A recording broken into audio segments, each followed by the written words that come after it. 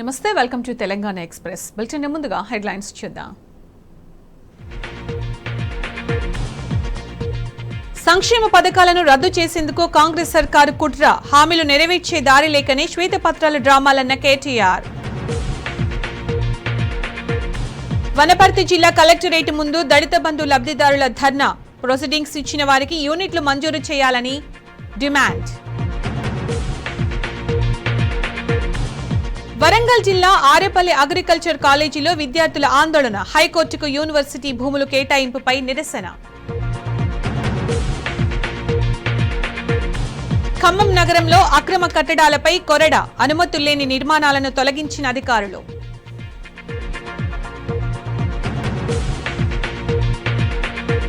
AP నుంచి హైదరాబాద్కు RTC బస్సుల్లో గంజాయి తరలింపు, అబ్దుల్లాపూర్ మెట్ వద్ద పట్టుకున్న ఎక్సైజ్ శాఖ, 10 మంది అరెస్ట్.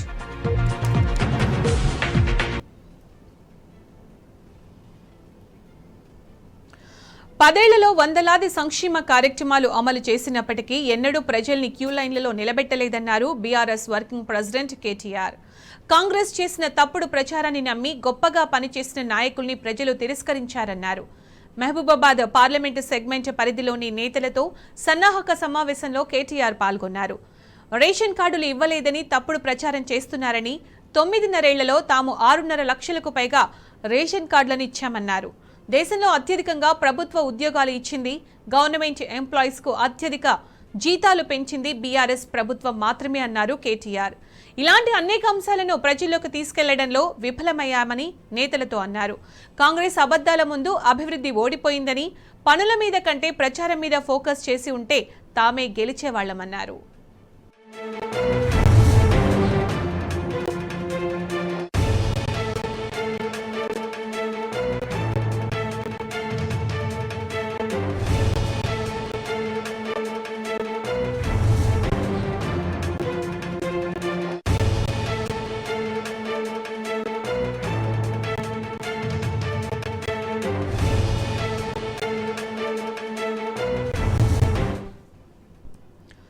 బీఆర్ఎస్ హయాంలో ప్రజల సౌకర్యమే చూశాం కానీ రాజకీయ ప్రయోజనం ప్రచారం గురించి ఎన్నడూ ఆలోచించలేదన్నారు కేటీఆర్. బీఆర్ఎస్ కు 3వ వంతు సీట్లు వచ్చాయన్న కేటీఆర్ 14 స్థానాల్లో గరిష్టంగా 6,000 ఓట్ల తేడాతో ఓడిపోయామన్నారు. మొత్తంగా కాంగ్రెస్ కు బీఆర్ఎస్ కు మధ్య తేడా కేవలం 1.85% అని తెలిపారు కేటీఆర్. స్థానిక సంస్థల నుంచి అసెంబ్లీ దాకా బీఆర్ఎస్ కు బలమైన నాయకత్వం ఉందని, అన్నిటికీ మించి కేసీఆర్ లాంటి గొప్ప నాయకుడు మనకున్నారని నాయకులకు తెలిపారు. మహబూబాబాద్ పార్లమెంటు ఎన్నికలే బీఆర్ఎస్ గెలుపుకు సోపానం కావాలన్నారు కేటీఆర్.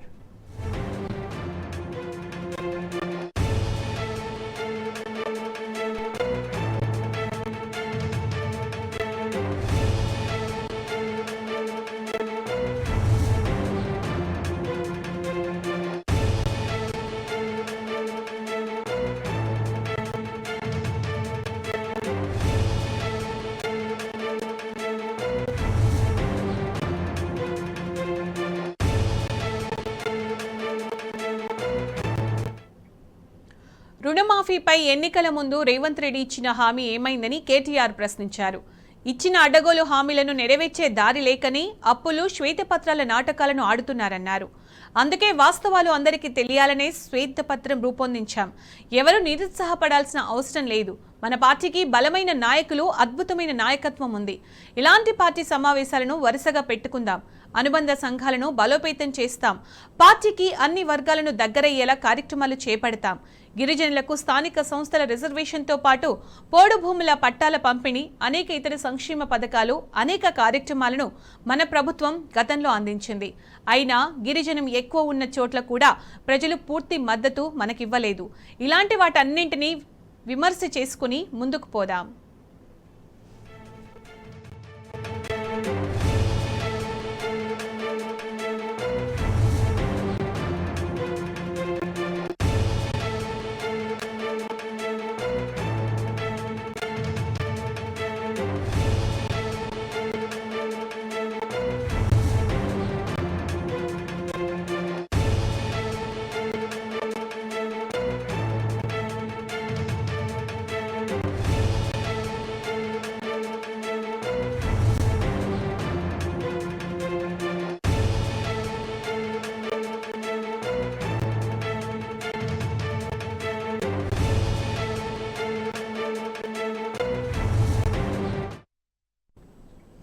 ఎమ్మెల్యే కోటాలో ఖాళీగా ఉన్న 2 ఎమ్మెల్సీ సీట్లకు ఉప ఎన్నికల నోటిఫికేషన్లు విడుదలయ్యాయి.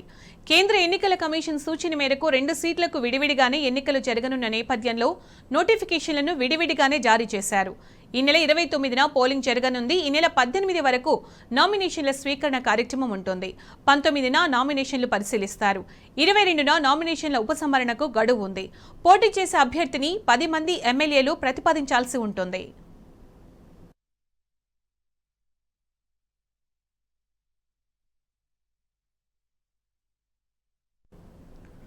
జీవో 55కు వ్యతిరేకంగా రాష్ట్ర వ్యాప్తంగా విద్యార్థులు ఆందోళనలు చేపట్టారు.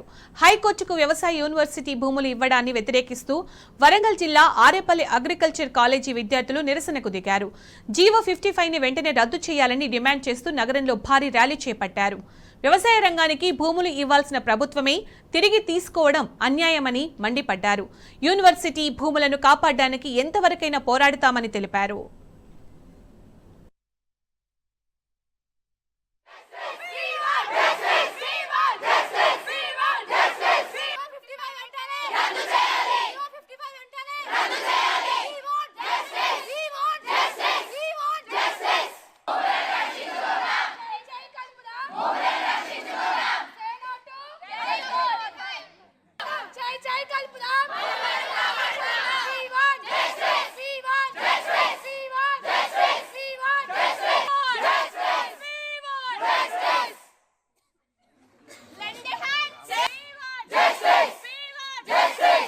మాకేం కావాలంటే మా భూములు కాకుండా వేరే భూములు, ఈవెన్ గవర్నమెంట్ షాద్నగర్ ఏరియాలో 200 ఎకరాల గవర్నమెంట్ భూములు చాలా ఉన్నాయి, అక్కడ వేసుకోండి. మా బయోడైవర్సిటీ, మాకున్న కాలేజ్కి అది బయోడైవర్సిటీ, ఈవెన్ మన హైదరాబాద్కి అది సోర్స్ ఆఫ్ ఆక్సిజన్ని ప్రొవైడ్ చేయడానికి సోర్స్. ఒక్క చెట్టు ఎంతో ఆరోగ్యం, ప్రతి ఒక్కరు అంటారు ఒక్కొక్క చెట్టు నాటితే ఎంత ఉంటుంది. అదే 100 ఎకరాలు మీరు ఒక్కటేసారి తీయడం వల్ల మాకు చాలా డిస్టర్బెన్స్ ఉంటుంది. రేపు పొద్దున ఫ్యూచర్ జనరేషన్ మేము కష్టపడేదే రైతుల కోసం. రేపు పొద్దున మాకు అన్ని పంటలు అన్ని ఉన్న ఫారెస్ట్ అన్ని తీసుకుంటే మాకు రేపు పొద్దున ఫ్యూచర్ జనరేషన్ మాకు ఏమి ఉండదు. మేము ఇక్కడ చేసిన ఫస్ట్ డిమాండ్ ఏంటంటే మా భూములు మాకు కావాలని. మా అగ్రికల్చర్ ల్యాండ్స్లో మాకు హైకోర్టు కట్టడం అనేది మాకు నచ్చలేదు. ఆ ఆలోచన ప్రభుత్వానికి వ్యతిరేకంగా మేము ఏం మాట్లాడట్లేదు, కానీ ప్రభుత్వం ఒక ఆలోచన మార్చుకోవాలని. వేరే స్థలంలో హైకోర్టు కట్టుకోవచ్చు, హైదరాబాద్లో ఇంకా చాలా ప్లేసెస్ ఉన్నాయి. సో ఆ ఒక్క ఆలోచన వాళ్ళు మార్చుకొని మా భూములు మాకు ఇచ్చేయాలని. అండ్ అక్కడ ఆ భూముల వల్ల మాకు ఎన్నో అడ్వాంటేజెస్ ఉన్నాయి. వాళ్ళు అట్లా చేస్తే మాకు డిసడ్వాంటేజెస్ కూడా కలిగే అవకాశాలు చాలా ఉన్నాయి. మా అమ్మాయిలకి చాలా ఇన్సెక్యూర్గా ఫీల్ అయ్యే అవకాశాలు ఉంటాయి. ట్రాఫిక్ జామ్ అవ్వడము అట్లాంటివి చాలా ఉంటాయి. సో ఒక్కసారి ప్రభుత్వం వాళ్ళ ఆలోచన మలుచుకొని వేరే స్థలంలో కట్టుకుంటే మేము చాలా ఆనందంగా ఉంటాం. జీవో 55ని రద్దు చేయాలని డిమాండ్ చేస్తూ జగిత్యాల ప్రొఫెసర్ జయశంకర్ వ్యవసాయ యూనివర్సిటీ విద్యార్థులు ఆందోళనకు దిగారు. సేవ్ అగ్రికల్చర్, సేవ్ ఫార్మర్స్ అంటూ నినాదాలు చేశారు. రాజేంద్రనగర్ వ్యవసాయ భూములను కాపాడుకుంటామని చెప్పారు. ఈ సందర్భంగా యూనివర్సిటీ బంద్కు విద్యార్థులు పిలుపునిచ్చారు.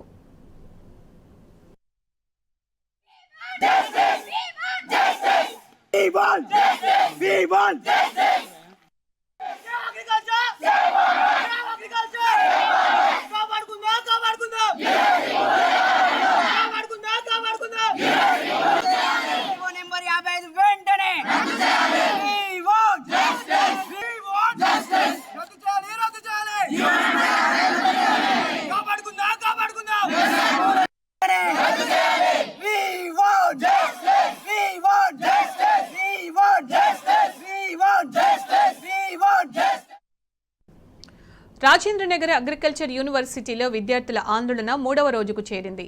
హైకోర్టు నిర్మాణానికి 100 ఎకరాలు కేటాయించి ప్రభుత్వం విడుదల చేసిన జీవో 55ని వెంటనే రద్దు చేయాలని డిమాండ్ చేశారు. యూనివర్సిటీలోని ప్రొఫెసర్ జయశంకర్ విగ్రహానికి పూలమాల వేసి వినతి పత్రం సమర్పించారు.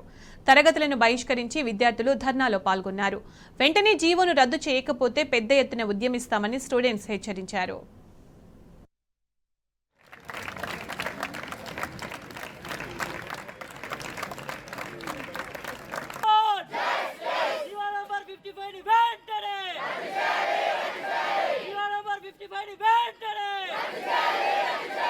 ఈరోజు professor Jayashankar Telangana state agriculture university UG, PG, PhD విద్యార్థులం అందరము కలిసి 3వ రోజు మాకు సంబంధించిన భూములలో హైకోర్టు నిర్మాణాన్ని కాపాడుకోవాలని చెప్పేసి నిరసనగా 3వ రోజు మేము నిరసన తెలుపుతున్నాము.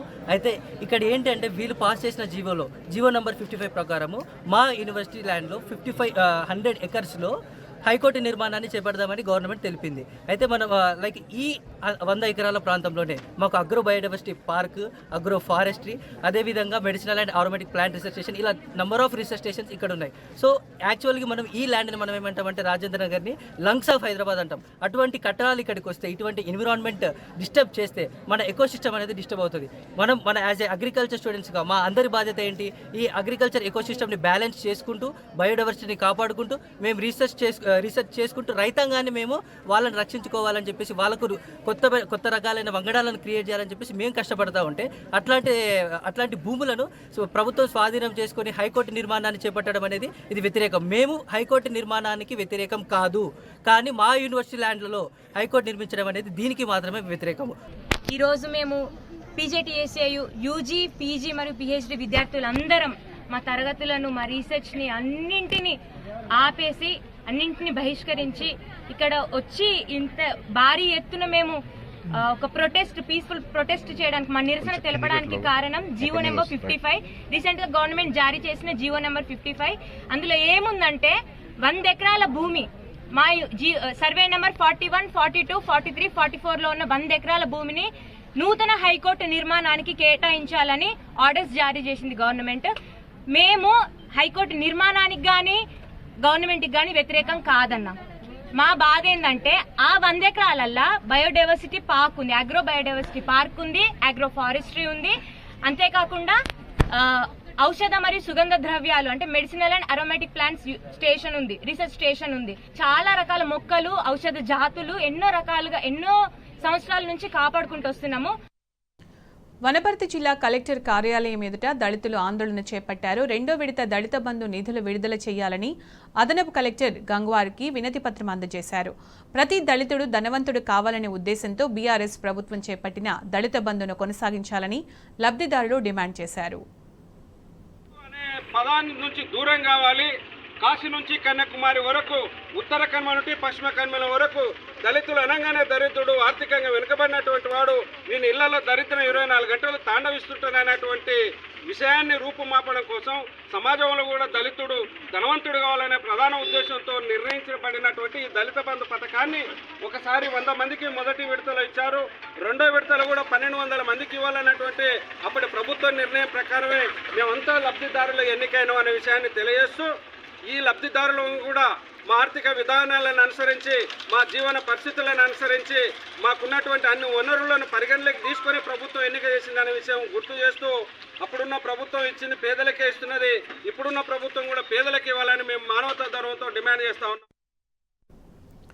అసెంబ్లీ ఎన్నికల్లో ప్రజలు ఇచ్చిన తీర్పును స్వీకరిస్తామన్నారు మాజీ ఎమ్మెల్యే కూసుకుంట్ల ప్రభాకర్ రెడ్డి.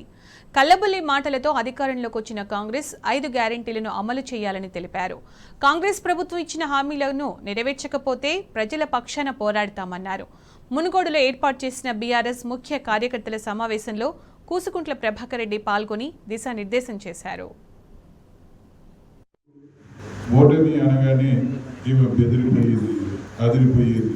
ఆ రోజు తెలంగాణ వస్తుంది అనే నమ్మకంతో, తెస్తాము అనే నమ్మకంతో ఆ రోజు ఎవరు లేని రోజుల్లో కూడా 2003 నుంచి కేసీఆర్ గారి నాయకత్వాన తెలంగాణ సాధనలో భాగస్వాములు అందరం కూడా అసాధ్యం అనుకుంది, సుసాధ్యం చేసింది. తెచ్చుకున్న తెలంగాణలో ఆ రోజు గౌరవ పార్టీ అధ్యక్షులు నాకు ఎమ్మెల్యేగా అవకాశం ఇస్తే మీరందరూ కూడా దీవించి అభివృద్ధిని ముందు పెట్టుకొని ఎన్నికలకు పోయిన 18లో అప్పుడు ప్రజలు మాయమాటలు విని అప్పుడు కాంగ్రెస్ ఎమ్మెల్యేని గెలిపించారు. ఆయన గెలిచిన తర్వాత మళ్ళీ ఒకసారి అవుతారు. అప్పుడు ప్రజలను అయ్యో ఇట్లా ఆగమైపోతుంది, ఈ ప్రాంతం అభివృద్ధి చెందాలని ముందుకు వెళ్ళాం. అందరూ మెచ్చే విధంగా, నచ్చే విధంగా ఈ ప్రాంతాన్ని అన్ని విధాలా అభివృద్ధి చేయడం కొరకు ఊహించని విధంగా నిధులు తీసుకొచ్చాం. ఈ మునుగోడుకు లోకల్కు సుమారుగా 3 కోట్ల రూపాయలు నిధులిచ్చి ఆ ఎస్సీ కాలనీ ఎంత గందరగోళంగా ఉండిందంటే అక్కడికి ఒక రోజు పోయేసరికి వర్షం పడ్డది. 1 నిమిషం కూడా నేను ఉండలేకపోయింది. ఆ వాసనలో మాత్రయ్యే పరిస్థితి. నేను ఆ రోజు చెప్పిన ఎట్టి పరిస్థితుల్లో ఈ గందరగోళ పరిస్థితి నుంచి మేము గట్టెక్కిస్తా అని చెప్పి 3 నెలల్లో ఆ కాలువని కిలోమీటర్ కాలువ మొత్తం కూడా ఒక కాలువ మీద మంచిగా చిన్నగా ఆడుకునేటట్టు మనం ఆ నిర్మాణం చేసి ప్రజా సమస్యల పరిష్కారం కోసం MLA Kalvakuntla Sanjay good morning Korutla కార్యక్రమాన్ని చేపట్టారు. ఇందులో భాగంగా కోరుట్ల పట్టణంలోని 30వ వార్డులో పర్యటించారు. వాడవాడకు తిరుగుతూ ప్రజా సమస్యలను అడిగి తెలుసుకున్నారు. వాటిని పరిష్కరించాలని అధికారులను ఆదేశించారు.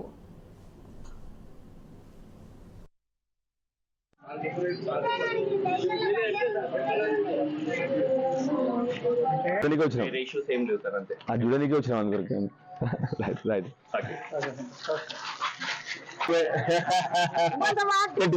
ఇప్పుడే పెడతా తల్లి మహిళమ్మ. మా మహిళలకి అందుకని మా మహిళలకు కష్టమవుతా ఉంది. సరేనా? రేపటికల్లా ఇచ్చేందుకు కాదు. ఎక్కడి నుంచి మరి వాటర్ కనెక్షన్ ఇక్కడ కనెక్షన్ అయ్యా. నమస్తే నమస్తే.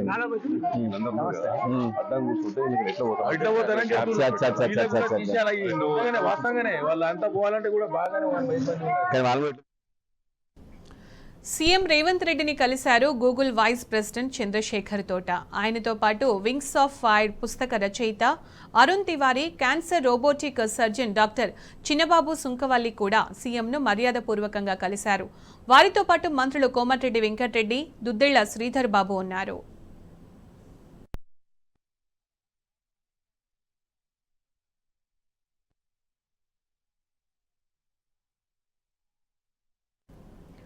సీతారామ ప్రాజెక్టుతో ఖమ్మం, భద్రాద్రి కొత్తగూడెం జిల్లాలు సస్యశ్యామలం అవుతాయన్నారు మంత్రి తుమ్మల నాగేశ్వరరావు. సత్తుపల్లి మండలం యాతాలకుంట గ్రామం వద్ద సీతారామ ప్రాజెక్టులో భాగంగా నిర్మిస్తున్న టన్నెల్ పనులను ఆయన పరిశీలించారు. 10 లక్షల ఎకరాలకు గోదావరి జలాలు ఇచ్చేందుకు తలపెట్టిన ప్రాజెక్టుతో సాగునీటితో పాటు తాగునీటి కష్టాలు పూర్తిగా తొలగిపోతాయన్నారు.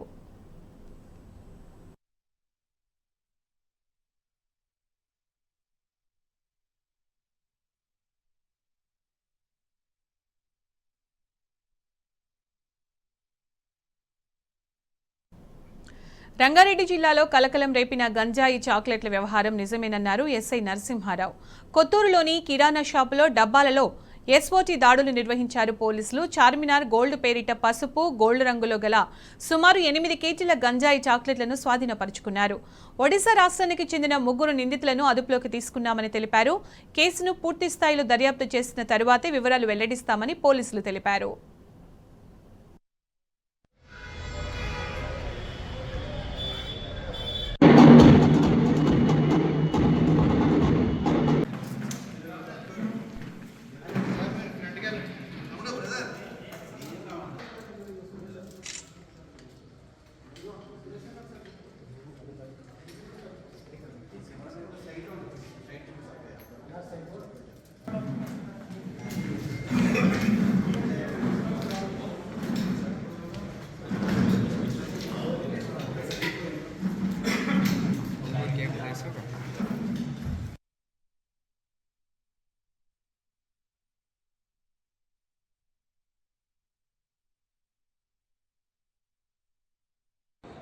పిల్లల ప్రవర్తనలో కొంత మార్పు కనిపిస్తుంది. ఎందుకు అట్లా అనిపిస్తుంది నేను అబ్జర్వ్ చేస్తే ఒక అనుమానంతో నేను గ్రామం ప్రజాప్రతినిధుల ముందర నేను ఈ సమాచారాన్ని చెప్పడం జరిగింది.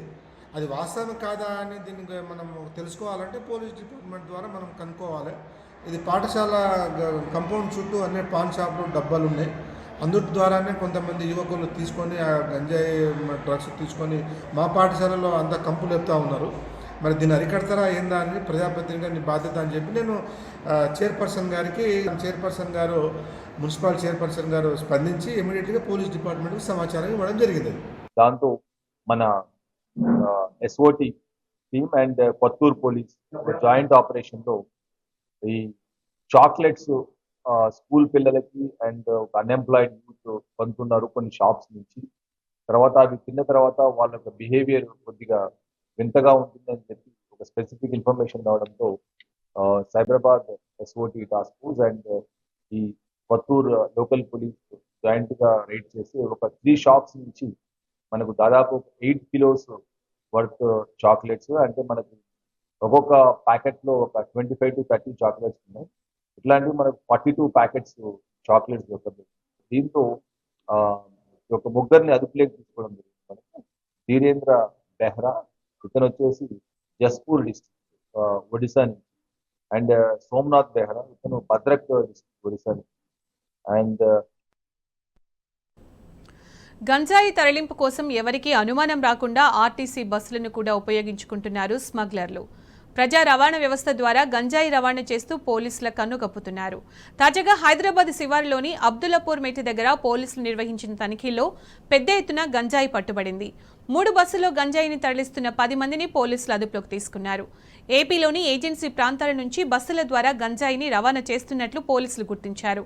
పక్కా సమాచారంతో తనిఖీలు చేపట్టిన పోలీసులు 30 కేజీల గంజాయిని స్వాధీనం చేసుకున్నారు.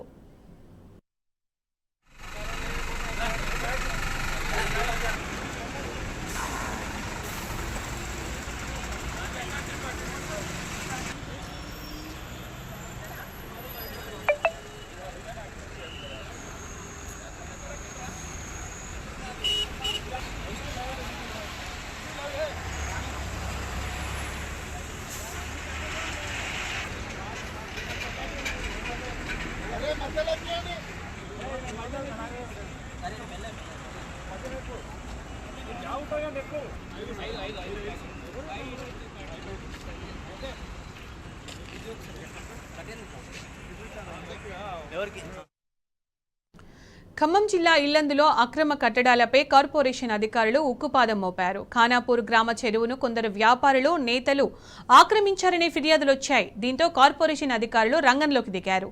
అనుమతులు లేకుండా నిర్మించిన కమర్షియల్ షాపులను జేసీబీల సహాయంతో నేలమట్టం చేశారు. పోలీస్ బందోబస్తు మధ్య అధికారులు అక్రమ కట్టడాలను కూల్చివేశారు.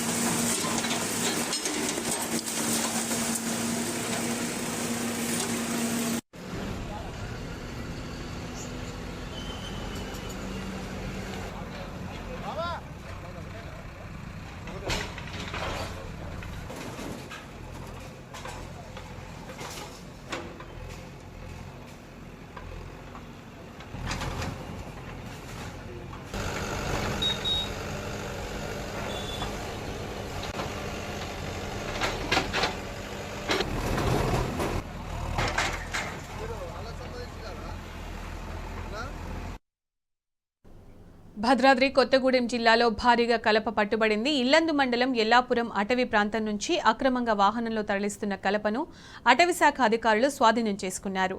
పట్టుబడ్డ కలప విలువ 2 లక్షలు ఉంటుందని ఎఫ్డీఓ వెంకన్న చెప్పారు.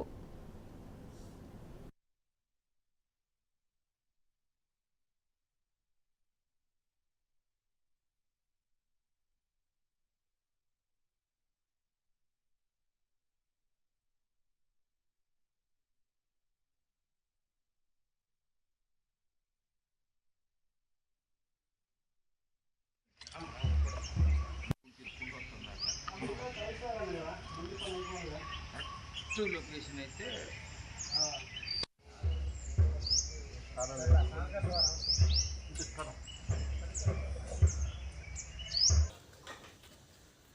ముందుగా ఒక సమాచారం వచ్చింది, ఇట్లా కలప అక్రమ రవాణా అవుతుందని. దాన్ని బేస్ చేసుకొని రాత్రి ఒక 3 టీములుగా ఏర్పడి నేను ఒక టీం ఫామ్ చేసేసి 3 టీములు ఫామ్ చేసి వాళ్ళందరినీ తిప్పినాను. నేను కూడా ఉన్నాను. ఒక 4:30, 5 o'clock టైంలో సుదిమల్ల క్రాస్ రోడ్ దగ్గర ఒక బుల్లెరో వస్తా అంటే దాన్ని వెంబడించి పట్టుకొచ్చినాము. ఆ కర్ర గుండాల సైడ్ నుండి వచ్చిందని అనుమానం వ్యక్తం అవుతుంది. ఆ నిందితులు దొరకలేదు, పారిపోయారు. ఎంక్వైరీ చేస్తున్నాము. ఎంక్వైరీ చేసి వాళ్ళ మీద చట్టపరంగా చర్య తీసుకుంటాం. ఇంకోసారి జరగకుండా ఈ అక్రమ కలప రవాణాన్ని అడ్డుకుంటాము. ఇవి తెలంగాణ ఎక్స్ప్రెస్ విశేషాలు. నమస్తే.